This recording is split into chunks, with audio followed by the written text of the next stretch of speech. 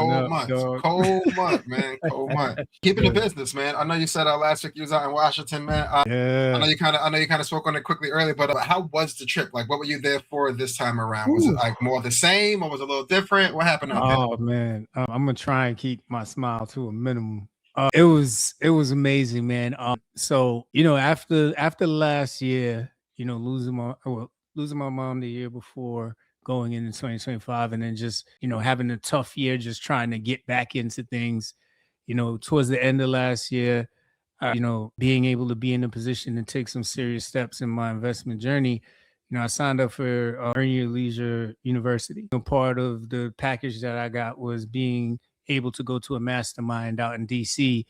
and to go to the U.S. Congressional Center to learn, to hear from people within Congress, to hear from the fellows at EYL, and to fellowship, network with people. They give you a whole tour of the Congressional Center.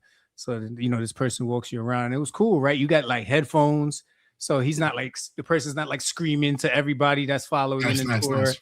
Yeah, so you can hear them talking to you, and they're taking you into all the different rooms, showing you all the statues. You find out some of the statues are actually like provided by the state. Some statues are actually commissioned. So that means somebody within Congress, actually found the funding for that statue. And then some are gifts. You got to see where the old Senate used to, get together. And then they took us by where, Congress meets. So homeboy's like, listen, if you see AOC, don't get crazy. All right. Like, it's very taboo. Like, hey, yo, AOC. Like, you know what I'm saying? Like, he was like, yo, calm down. Act like you've been here before. Right. I haven't. Oh, but it was cool, man. It was cool. I tried to, when I first walked in, I was like, being real calm about it. But then the phone came out after a while. I was like, bro, I'm probably never gonna make it in again. Snapping mad photos on the low. No flash. Like, yeah, man. That's what's up, man. And only in the areas that I can, in case Big Brother's I only had it out in the areas I could. No resurrection research out here. Like, yeah. No. But the fellowship was everything. To sit down with business owners, real estate agents, people who are into trading, whether it's day trading, options calls, futures. And one young lady owned a event planning where she gets people vendor booths at big events. She was actually just at All-Star Weekend. So just making those connections and getting to sit and talk with them about what's going on and what they're doing. And then, of course, later on in the day, they had guest speakers. We got to hear from Hakeem Jeffries, House Democratic leader, which they think is going to be the speaker at some point. We got to hear from Stephen Horsford. He is a House representative out of Nevada. We got to hear from Lauren Underwood. This was one of my favorite ones because she talked a lot about healthcare policy and advocacy.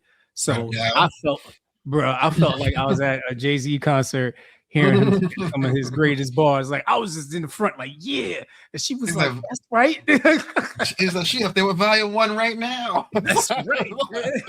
That's what's up. Yeah, man. And then Maxine Waters, man, she has 35 plus years in Congress. So Auntie was up there just spitting like, you guys and your influence and everything you're doing in finance is what's going to tell the future about what we're going to be as far as, where we're at in America as leaders, as business owners, as empowering ourselves for financial freedom.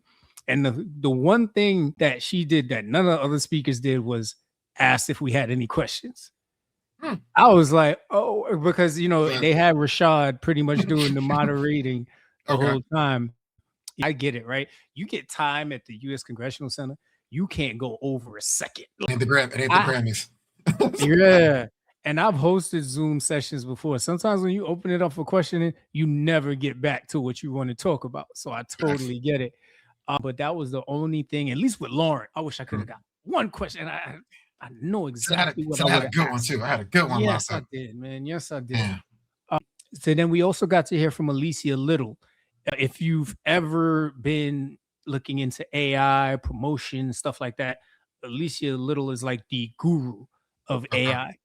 One prompt she gave us that totally opened my mind to what last year was. She asked us to go into ChatGPT and do an analysis of me in 2025 and identify areas of opportunity, gaps, or where I could have monetized the stuff that I looked into more. And it literally gave a whole breakdown, brother, of shit that I could have really leveraged, but Damn. it didn't see the vision. Yeah. It didn't see the vision. And then dope. right after that, you go in and you ask it, all right, so now what can I do this year, let's say, to get to $1 million? And it gives you like a blueprint, right? We know you got to go out there and do the work. But Awesome. what she's really just trying to get you to see is like the tools are there. It's just what are you going to do with them? Exactly. And ChatGPT, like we were talking about this the other week, like I'm still on that in between that 3 to 5 a week. It might be 5 to 7 now. It's just shooting the shit. Like, you know what I'm saying? Just to figure out something that I didn't quite know all the way, or if I want to think of something a different way, it's in your pocket all day long. How do you not use it? Yes, sir, man. And then, of course, we got to hear from the guys, man. Troy, I've been learning a lot from Troy Millens, especially on the long-term investment. I am nowhere near ready for options calls or trading or anything like that. But he's been a real savant philosopher when it comes to his analysis. And then, of course, you know, the stock king himself, Ian Dunlap. Shout out to the Red Panda family. This guy, man, he gets up there and he just, I mean, he called Nvidia before it took off. He called AMD before it took off. A lot of your favorite stocks. He's been on top of that shit since like probably going back to like 2008 up to 2015. So just sitting there and getting the information in real time was everything. And then, you know, it didn't hurt to get like a little 2-minute cameo in their promotion video after. I was like, oh. That's what's up, man.